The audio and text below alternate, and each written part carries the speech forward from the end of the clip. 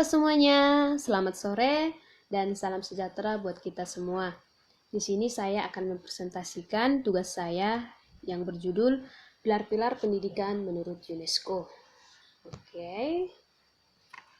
Sebelumnya, perkenalkan, nama saya Andrea Marsai Romelta Soit dengan NIM 202048025, Prodi PGSD Fakultas Keguruan dan Ilmu Pendidikan dari Universitas Patimura, Ambon. Adapun tujuan saya membuat video ini yaitu untuk memenuhi tugas mata kuliah pengembangan belajar peserta didik yang dibawakan oleh Pak Ode Abdurrahmat, MPD. Nah, kita akan membahas ke topik pilar-pilar pendidikan menurut UNESCO. Apakah itu pilar? Apakah itu pilar pendidikan? Nah, pilar pendidikan itu ialah tiang atau penunjang dari suatu kegiatan usaha, pengaruh, perlindungan, dan bantuan yang akan diberikan kepada anak didik yang bertujuan untuk pendewasaan anak. Nah, pilar-pilar pendidikan menurut UNESCO ini dibagi menjadi 4. Yang pertama, learning to know. Yang kedua, learning to do. Yang ketiga, learning to be. Dan yang terakhir, yang keempat itu ialah learning to live together. Kita akan membahas satu persatu. Yang pertama, learning to know. What is the learning to know? Do you know? Nah, learning to know ialah belajar untuk mengetahui. Para peserta didik dianjurkan untuk mencari dan mendapatkan pengetahuan sebanyak-banyaknya melalui pengalaman-pengalaman. Learning to know menegaskan bahwa sekolah merupakan lembaga tempat di mana terjadi proses sosialisasi yang kedua setelah keluarga, sehingga mempengaruhi pribadi anak dan perkembangan sosial. Learning to know mengajarkan tentang long life education, yang artinya belajar sepanjang hayat, bahwa pendidikan tidak berhenti hingga individu menjadi dewasa, tetapi tetap berkelanjutan sepanjang hidupnya.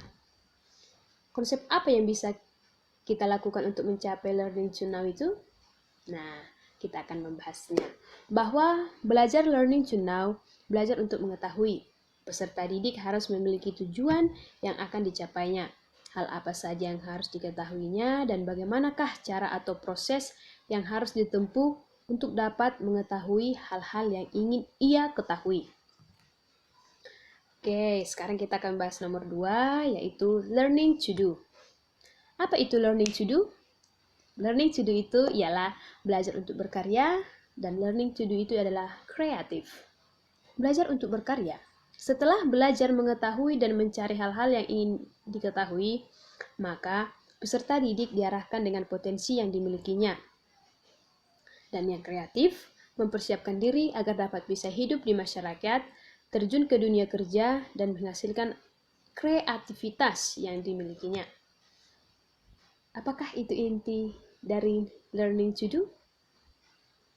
Martabat manusia dan martabat tenaga kerja, kesehatan dan keharmonisan dengan alam, kebenaran dan kebijaksanaan, cinta dan kasih sayang, kreativitas, perdamaian dan keadilan, pembangunan berkelanjutan, persatuan dan solidaritas nasional, dan spiritual global.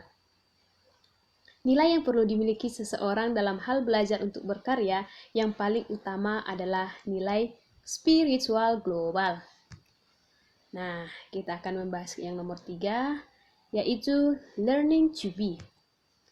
Learning to be itu ialah belajar untuk berkembang utuh. Setelah belajar mengetahui dan berkarya, maka harus menjadi manusia yang seutuhnya. Dalam learning to be, manusia berperan sebagai makhluk individu dan juga sebagai makhluk sosial dan bermasyarakat.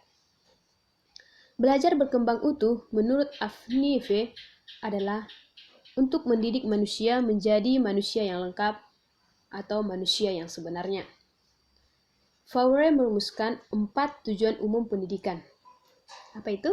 Yang pertama, pendidikan penguasaan, pengetahuan atau wawasan dan teknologi. Yang kedua, mengembangkan kreativitas. Dan yang ketiga, mengembangkan individu untuk masyarakat. Dan yang terakhir, menjadikan manusia menjadi manusia. Nah, Sekarang kita akan membahas topik yang terakhir, yaitu learning to live together. Apa itu learning to live together? Belajar untuk hidup bersama. Belajar setelah kita mengetahui apa itu belajar, bagaimana proses yang harus ditempuh seseorang dalam hal belajar untuk berkarya, belajar untuk berkembang utuh, maka manusia, selain makhluk individu, manusia juga merupakan makhluk sosial, makhluk yang tidak bisa hidup sendiri, dan pada dasarnya, manusia butuh satu sama lain. Betul tidak? Nah, oke. Sekarang kita untuk bisa dapat memasuki dunia baru, kita dapat memerlukan kunci di bawah ini. Yang pertama, memahami diri sendiri, memahami satu sama lain, menggunakan teknologi baru secara kritis, mencari tempat kita di masyarakat, membangun dunia lebih layak dan lebih adil. Modal manusia untuk dapat hidup bersama, hidup bersosialisasi, diperlukan kunci tersebut agar dapat menjalani kehidupannya dalam hal bersosialisasi di lingkungan sekitarnya, baik di lingkungan keluarga, lingkungan sekolah, dan bahkan di lingkungan masyarakat. Faktor apa saja sih yang mempengaruhi pembelajaran? Yang pertama itu motivasi, yang dapat mendorong untuk melakukan aktivitas tertentu guna mencapai suatu tujuan. Apakah kita sudah mempunyai motivasi sehingga kita dapat mendorong dan bisa kita berpikir apa kita ke depannya nanti, bagaimana kita 5 atau 10 tahun ke depannya. Yang kedua itu adalah minat, kesadaran untuk melakukan sesuatu. Yang ketiga, kebiasaan belajar. Melalui bertindak yang diperoleh melalui belajar secara berulang-ulang yang akhirnya menjadi menetap dan bersifat otomatis. Nah, kita akan simpulkan pembahasan kita itu dari semua topik-topik yang kita bahas sebelumnya, maka kita akan ambil kesimpulan, yaitu keempat pilar-pilar tersebut masing-masing mempunyai tujuan yang berbeda, namun saling keterkaitan. Learning to know mengajarkan seseorang untuk tidak mengetahui saja materi ataupun ilmu yang mereka dapat, tetapi mereka juga harus tahu mana yang terkandung di dalamnya. Yang kedua, learning to do. Learning to do itu mengajarkan seseorang untuk lebih banyak melakukan tindakan daripada omongan. Learning to be mengajarkan belajar untuk dapat mandiri, menjadi orang yang bertanggung jawab untuk mewujudkan tujuan bersama.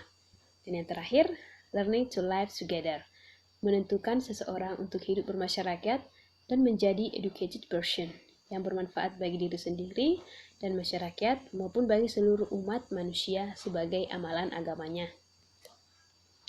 Dan yang kesimpulan terakhir itu ialah pilar-pilar pendidikan digunakan sebagai acuan peningkatan mutu pendidikan.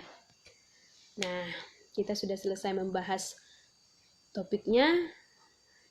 Demikian presentasi yang bisa saya sampaikan. Jika ada kesalahan dalam pengucapan maupun penulisan, saya mohon maaf.